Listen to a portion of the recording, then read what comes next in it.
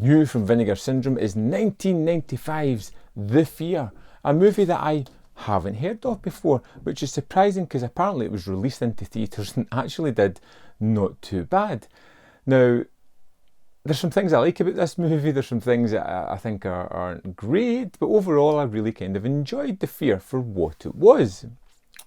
It could have done with a little bit more chills and thrills early on in the movie, but we'll get to that. And the basic story here is we have a grad student studying psychotherapy who has this thesis on fear therapy, and he wants to take a group of people away to his cabin in the woods. Always a warning sign. Kind of treat their fears or try to get to the crux of what is causing them and hopefully cure them. When we get there, we discover Morty, this wooden mannequin that is a holdover from one of his relatives' stores that seems to have a life of its own. And we are introduced to this bunch of characters who are living there with this strange mannequin, and we kind of know there's going to be carnage at some point during the movie.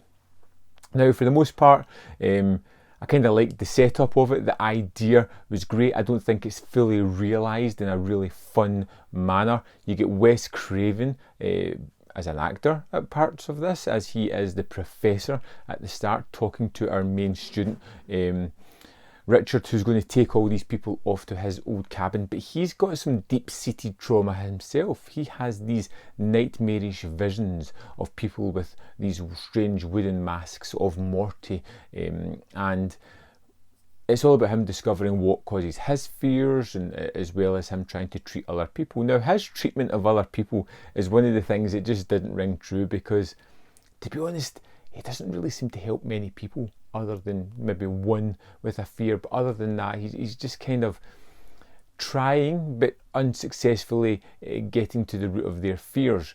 Basically, we're treading water here. We're waiting on the spooky stuff to happen with Morty, and Morty himself is a stunning design. It looks great. It has that real wooden mannequin effect, that uncanny valley of something that looks humanoid but you really know isn't. It has these really emotive eyes that sense so much kind of ideas about what this mannequin is up to. And there is a wonderful sequence later on in the movie where we have a woman who's possessed, and we have her kind of acting out manoeuvres or moving her body about, and it's jumped with Morty's body kind of moving in a similar fashion, and it's just, that's the moment where really Morty comes into this and is his own entity, and he's really freaky and really kind of twisted, and a lovely idea for a movie villain, and I really kind of liked this idea. Unfortunately, they tried to shoehorn a lot into the plot, like a real lot into this, like a brother and sister whose relationship is a little bit more tumultuous than you first expect. There's a lot going on there that we don't really realise. That sister and her boyfriend, they seem to have a backstory of things that doesn't really seem to be pertinent to the movie or anything that's happening, but that gets thrown in there to add a little bit more.